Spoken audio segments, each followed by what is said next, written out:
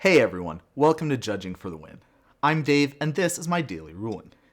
Amy controls Kinnan, Bonder Prodigy, and she sacrifices a treasure for mana.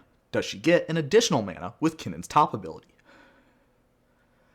Okay, so if we take a look at this rule here, we can see that to tap a permanent for mana means to activate a mana ability of that permanent that includes the tap symbol in its activation cost. Looking up the defined characteristics of a treasure token, we find that, yes indeed, this is a mana ability, and it does include the tap symbol in its activation cost.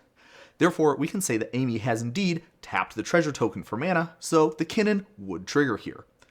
In contrast, take a look at this gold token.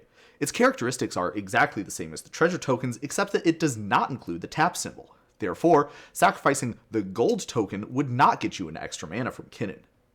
What about this Deathrite Shaman?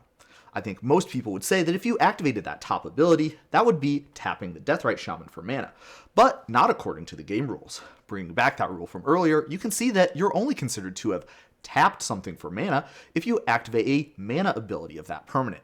But the Deathrite Shaman's ability has a target, which automatically excludes it from being considered a mana ability. The reason for this is because mana abilities don't use the stack, so they cannot be responded to.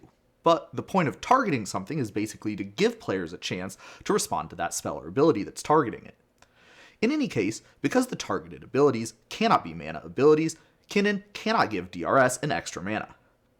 Ready for a couple of challenge questions to test your understanding? Let's say that we tapped Kinnan for a green mana via Seton's ability. Would we get an extra mana? Well, this is indeed a mana ability, but unfortunately that tap symbol does not appear anywhere in there, meaning that we did not officially tap Kinnan for mana. On the other hand, this Cryptolith Rite actually does use that symbol, so if you control both Seton and Cryptolith Rite, make sure you tap your creatures with the latter so that Kinnan will give you an extra mana.